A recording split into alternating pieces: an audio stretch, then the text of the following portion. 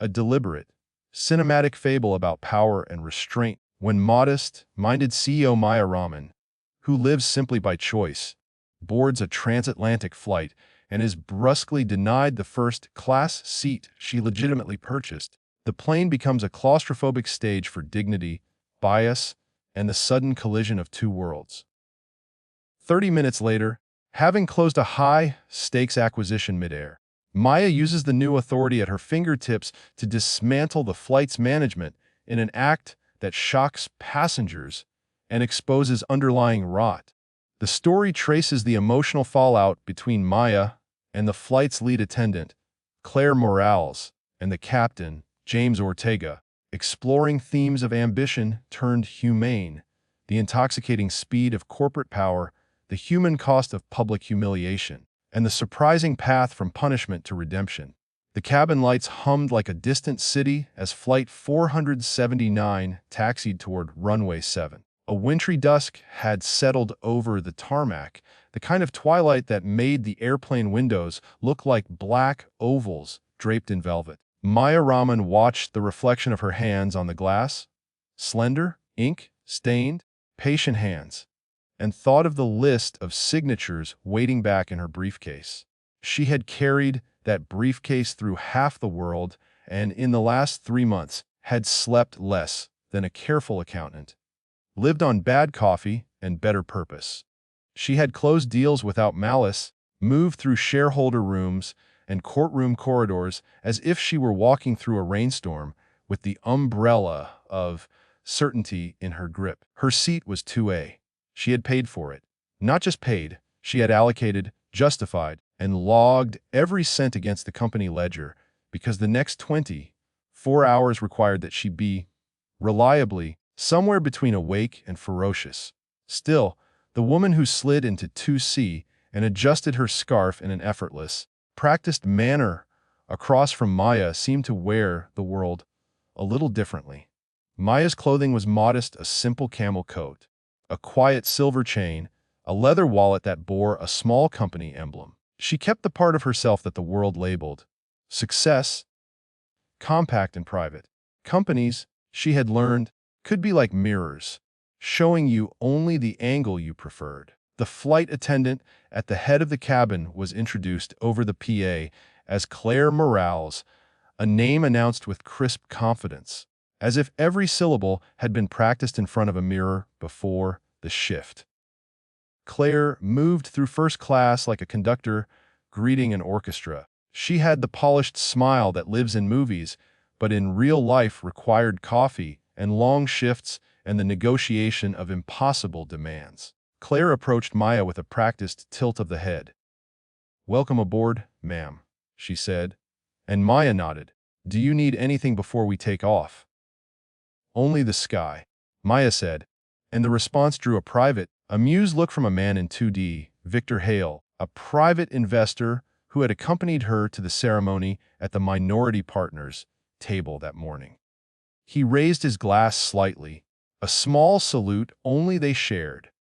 Before the jetliner reached its cruising heartbeat, the subtle friction began. A man in 1B, a lanky reader with a jacket already folded across his knees, stood and said something that caused the lead flight attendant to scan her tablet. There was a murmur, a clacking of heels, and then the announcement. "Ladies and gentlemen, due to an equipment change, first class will be limited tonight." Claire's voice held evenness. "We regret any inconvenience." Limited was a nice word. Maya felt it on her tongue like grit. She flipped open her own seat pocket to find the little safety brochure and a pen, as if the benign choreography of takeoff could be a comfort. The woman in business class, a banker, Maya guessed from the tie and the way his phone housed the calendar, leaned forward. "I purchased the extra," he called, half to Claire, half to the aisle. "My company paid for the ticket." "Yes, sir," Claire said. "We're handling seating as fairly as possible. Please, remain seated." "Fairly," the banker repeated. He had the voice of someone who'd learned the world behaved like math. Claire gave him a curt nod. The plane thundered like a living thing as it climbed, and inside that narrow aisle, the small social rules revealed themselves. Maya kept still. She had never liked fights, then arrived crisp and loud. She preferred the slow, efficient work that made others' fights irrelevant. But when Claire came by a second time, ostensibly to offer water, the welcome had somehow turned into a ledger of people she didn't know and an apology too smooth to be true. "Mom, just to confirm," Claire said, pausing with the tray between them, "your ticket, premium. Was it through a corporate rate? Direct purchase?" Maya answered, "Ticket 2A. Claire's smile thinned. "I apologize, but we're at capacity. Some upgrades are temporary. I'm going to need you to move to an available seat in economy for the duration of the flight." Excuse me. Maya's voice was small enough to be polite and just large enough to reach the man in 2D. Victor's attention sharpened like light on glass. "I purchased this seat. I understand," Claire said, and there was a controlled sigh beneath her words. "But we need to honor certain protocol. There was an overbook in premium. I promise it's only for a short while." A woman 2 rows ahead coughed. The plane hummed in that peculiar, expectant way it has when everyone is waiting for a little story to resolve. Maya felt the color rise behind her collarbone, a faint heat like the pink of a sun that wants to set. She had spent a life in rooms where people tried to short-change her time or value. She had learned to eat the slight and move toward the work. But the slight here tasted different. It wasn't the usual friction of business or the common bureaucracy that had become her daily grammar. This held, beneath it all, a quick, crystalline sliver of disdain that didn't fit the promise written on the boarding pass. "Claire, I could call the airline," Victor suggested, and his tone was light, but the suggestion itself was a weapon. The sort of thing that can clear a room or blow it up. He had the polished hush of someone who could open doors. "Sir, we prefer to manage this internally," Claire said. "Please." "It's okay," Maya said to them both. She did not want Victor to wield his sword for her. There is something lonely and true in refusing favors sometimes. It sharpens the eyes. "I will move." She rose. The cabin's air smelled faintly of citrus and recycled hopes. Maya walked back the aisle, a thread between the seated bodies, and in the reflex mirror of her reflection in the galley she understood, in real time, the shapes of her life. Notched, efficient, forever paying for the part of her that had been underestimated. She folded into 18C among the soft din of elbows and headphones, and for a beat the world held its breath. As the plane reached its level climb, Maya watched the clouds outside like a white ocean. She listened to the manufactured quiet of the cabin and thought of the signatures in her briefcase. She had a meeting in London at dawn. She had investors to answer to, a company that had trusted her to do something improbable, to turn a near-bankrupt heritage airline into a profitable, sustainable company without stripping the roads that served the underbanked towns. It was a moral project as much as a fiscal one. She believed in value that served people, not swallowed them. The overhead chime fortune favored the dramatic. Her phone vibrated against her thigh, a muted insistence.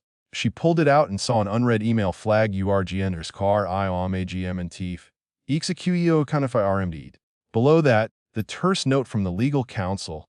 Stock transfer executed. Controlling stake now held by Raman Capital. NY filing process 2012 GMT. Maya's hand stilled. For a second she felt as if the cabin were a theater and the curtain had lifted on a wider scene. She had known the deal would close tonight. The matter had been a tidy thumping at the periphery of her days for months.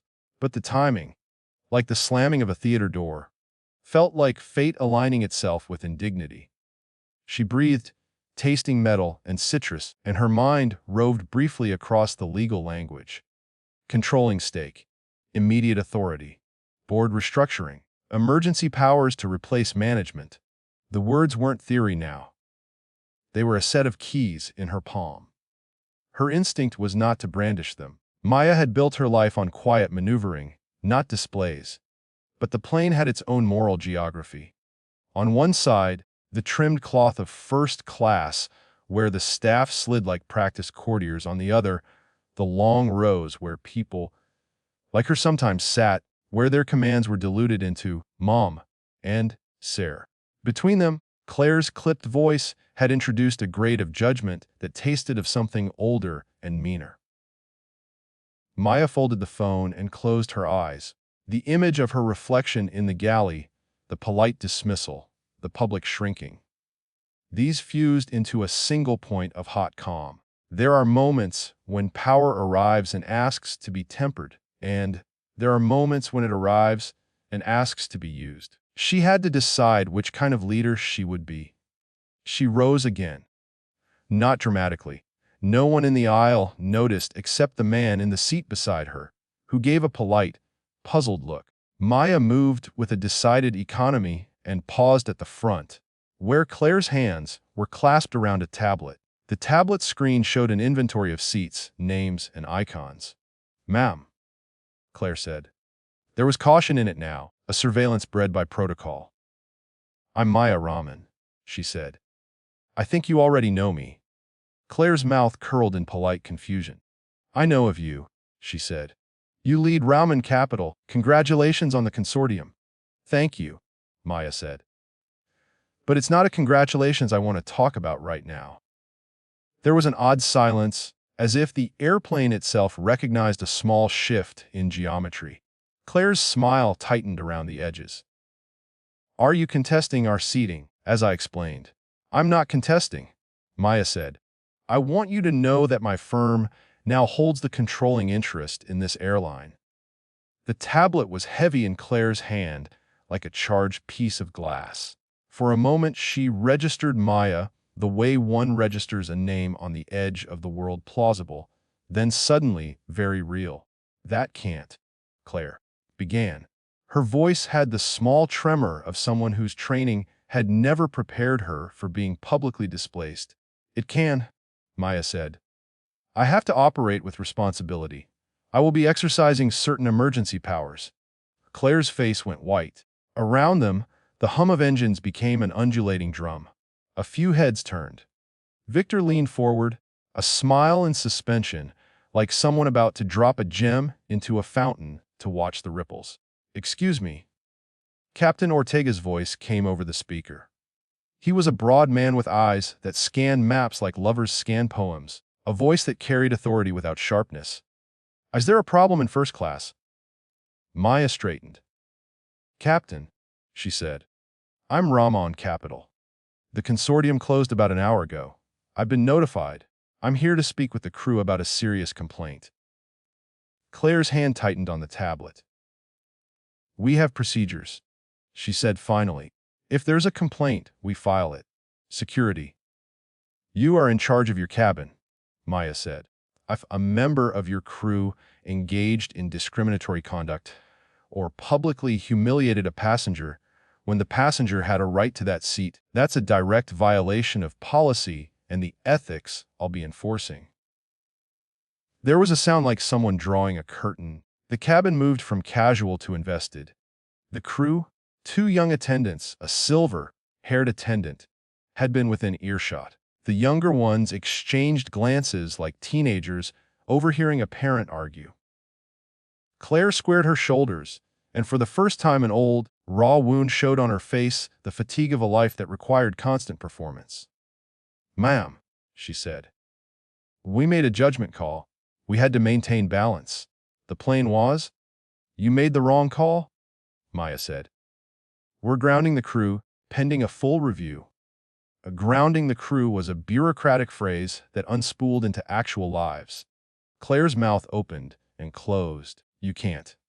"I can," Maya said simply. The words felt like pebbles dropped into a lake. They made concentric circles.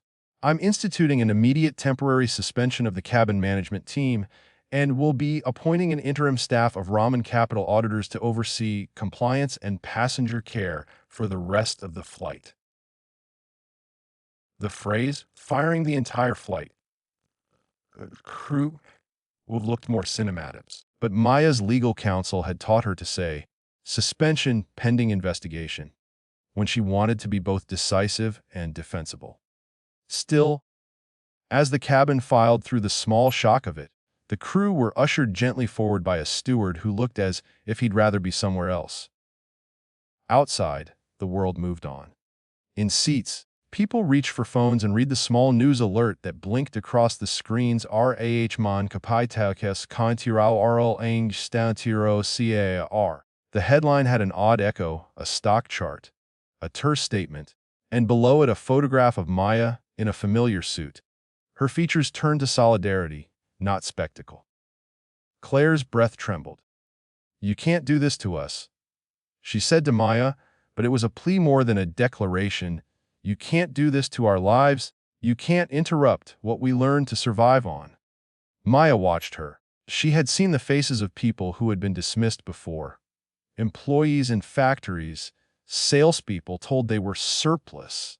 She had also seen the faces of people who, once shoved, fought back with anything they had. Claire had dignity and a practiced reserve. It was not maliciousness that lit her eyes, but a catalog of small, sharpened injustices that had trained her like an acquired reflex. "Maya," Victor murmured. "You don't have to." "I do," she said after a breath. "This airline has allowed treatment between classes to calcify. That calcification is a threat to the business and the people. We will replace this crew with a trained interim team and launch a full audit of cabin protocols. But I don't want to burn lives down without learning from them." Claire's face crumpled in a way that was private and ancient. "You're going to destroy us," she said simply. "I won't destroy you," Maya answered. "I will investigate.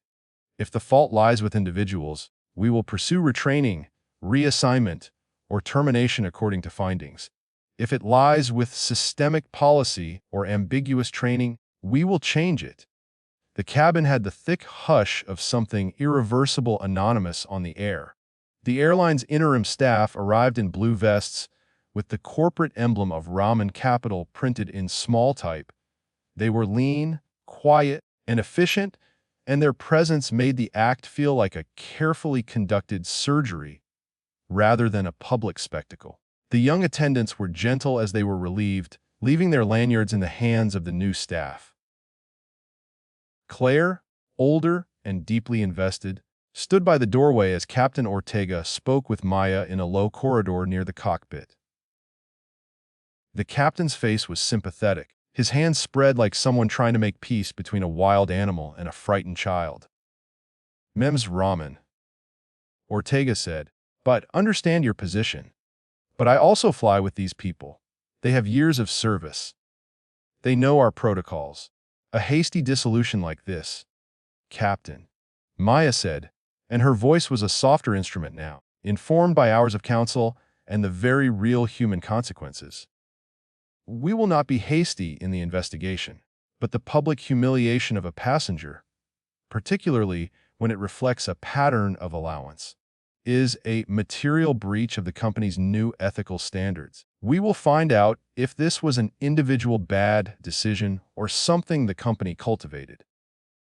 Ortega's jaw loosened in a kind of surrender. "I just want the safety of my aircraft and the dignity of my crew respected," he said. "I don't want them thrown to the wolves." "I don't either," Maya said. "But I can't allow disrespect to become the currency that our service trades in. If we start there, everything else corrodes." The Claire was led to a seat near the aft, the flight attendants' faces fixed in the neutral, unbearable register that comes after a public unmaking. She didn't speak until the new interim staff began their rounds, smoothing the space, offering water, answering questions the way trained actors recite lines in foreign tongues. Claire's eyes tracked them like a cat watching fish. Later, when the cabin had settled, Claire walked to the rear galley, where Maya sat alone, a small bowl of peanuts in front of her like a sacrament. She had dried eyes and the lines around her mouth pronounced by forced sleep. For a time they regarded each other as if across a river of glass. "You took everything," Claire said without preamble. It wasn't a question, it was a verdict. Maya felt the old instinct to deflect with strategy, to point to shareholder letters and long-term benefits. But Claire's voice unclipped something small and vulnerable in her. No, Maya said. I took one responsibility that I could exercise. I won't pretend that what I did won't have consequences. I will make sure the process is fair. Fair? Claire echoed. You sit in first class often, don't you? Maya's laugh was small. When I travel for work, she said. Not because I like the armrest, but because long flights make you efficient. They put you into long hours with your thoughts. And you always do things like this. Make a big, public move? Claire asked. Call it justice? Amaya considered this. I don't want spectacle, she said. I want change. My father used to tell me that power can be a scalpel or a hammer. A hammer breaks. A scalpel opens. I want to be a surgeon, not a vandal. Claire's eyes closed for a moment. You are still a stranger to me, she said. You didn't have to do this in front of everyone. You didn't have to humiliate someone in front of everyone. Maya answered. But I'm not denying the theater.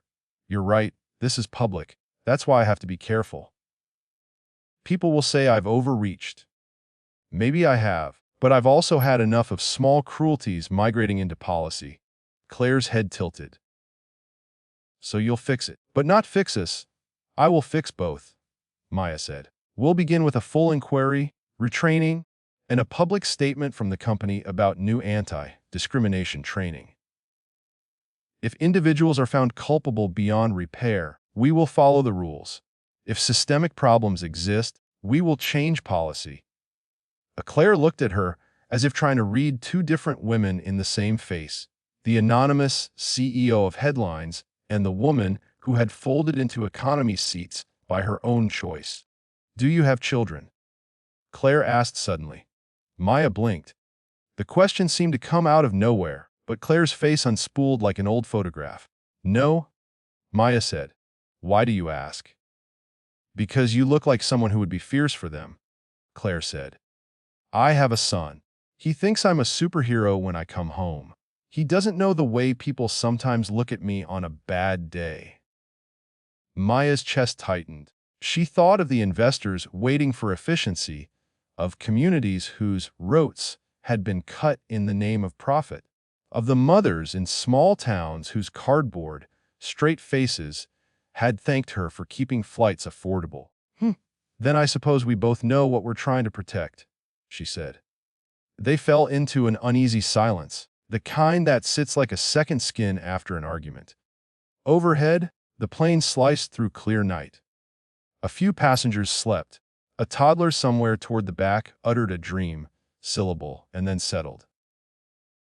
In the noise of the cabin, two stories had collided, the account of a woman who had learned to survive by accommodating others, and the account of a woman who had spent her life proving the world wrong about what she could do. Both were right, and both were obligations heavy enough to bend the spine. Maya's phone buzzed again. Another note from counsel, immediate PR strategy recommended. Keep messaging focused on process and inclusivity. She drafted a tweet. No, not a tweet, a press release. That read like her attempt at a bomb. Ramen Capital emphasizes respect for employees and passengers. Launch of immediate audit and training. The words were measured. They would be picked apart, turned into up-e-deeds, roasted in opinion columns, perhaps even lauded by a cohort that never met Claire and never flew with her. When the flight landed at last, the cabin opened into a small storm.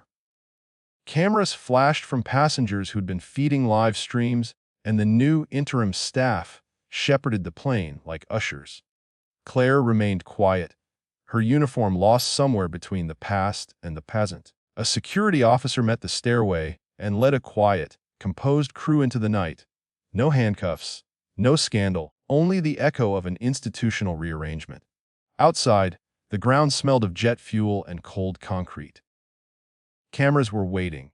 A reporter, with an eager voice, asked the smiling questions that wanted a villain. Maya answered with slow, deliberate clarity. Our objective is integrity, she said. We are committed to a full review. We will protect our staff's employment rights and ensure services meet our values. The cameras recorded, the words became pixels, and the story began to write itself faster than she could shape it. She felt a pang of the dizziness that comes when an action has been made public, when private motives enter the marketplace and accrue spectators. A week later, the audit's first report came in 2 instances of language that could be construed as shaming a passenger. 3 examples of preferential seating decisions made without transparent policy. A culture where crew felt pressured to make quick judgments to keep on time departures. The audit didn't look like a sheet of arrests and executions. It looked like human error, policy blind spots, and a worn-in ethic that mistook deference for good service. Maya met with Claire in a conference room on the 34th floor, the city a carpet of lights beneath them. They sat across from each other with cups of coffee that had seen better days. Claire had been placed on paid leave and given a clear path, an opportunity to participate in retraining, and, if she wished, an offer to join a pilot program to better support cabin managers with clearer escalation channels and mental health resources. It was not a guarantee of continued employment, but it was a road toward repair. "Why did you do it in the air?" Claire asked. Her voice had steadied into something like resolve. "Because," Maya said, "there's a difference between making a statement and starting a conversation. The plane was a microcosm, passengers, crew, and policy all compressed.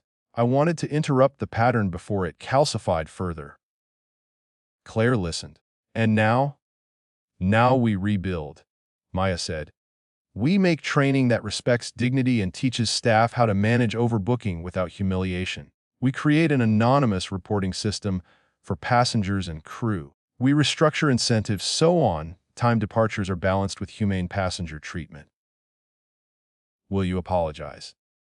Claire asked suddenly, and her eyes dropped to the table like a coin in a well. Maya's face moved like someone reaching for a clear, honest object. "I will apologize for the way this was handled in public," she said. "It should have been private, fair, and less like theater.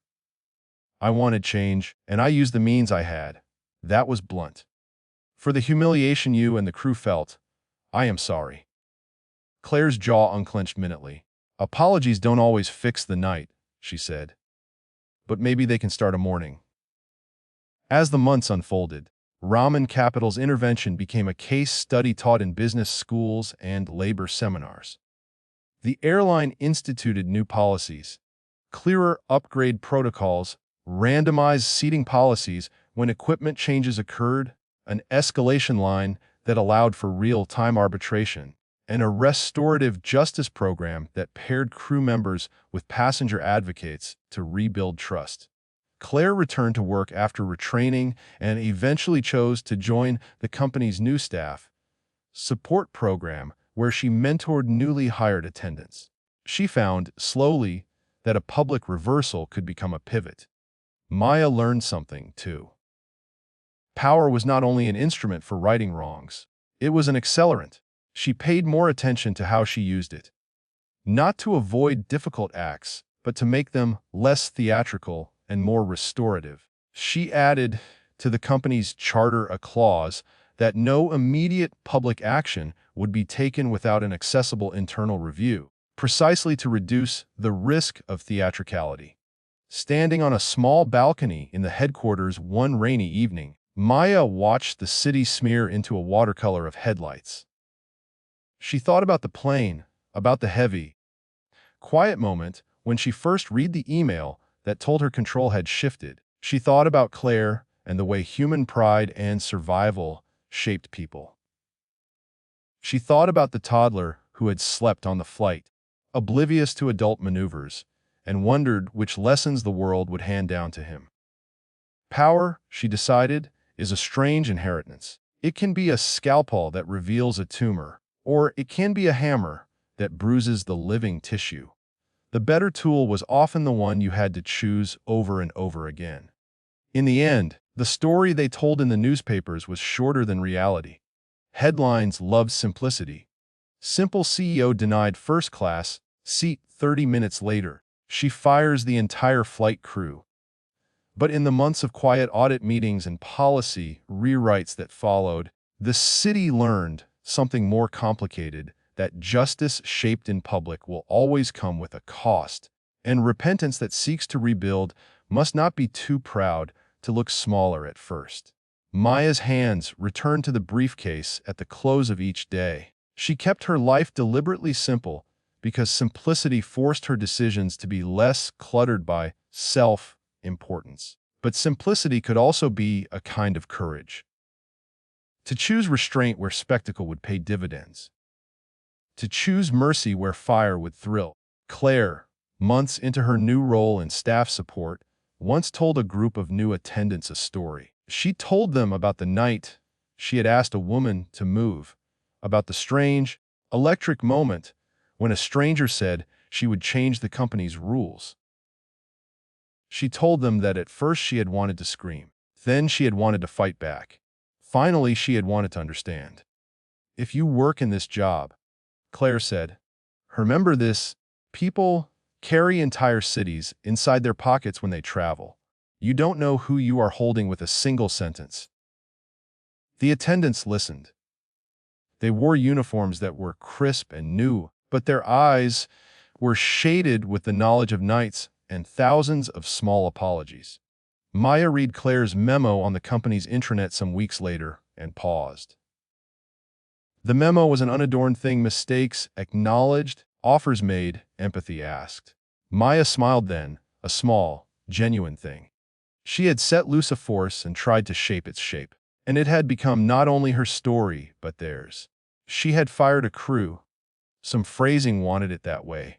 But she had also fired open a conversation that would, she hoped, land on better soil. On an ordinary morning, months after the flight, Maya boarded a different plane. She was seated in 2A again, unremarkable, in a good coat. At the front of the cabin, Claire walked the aisle as part of the new staff support rotation, checking faces, noticing the small things. When she passed Maya, she gave a small, private nod. No triumph, no bitterness, just acknowledgement. Maya returned it. Between them was the thin, sacred geography of human work, a place where dignity could be won back, where mistakes could be taught, and where power could be used to carve out not merely profits, but places that held the fragile, beating centers of people.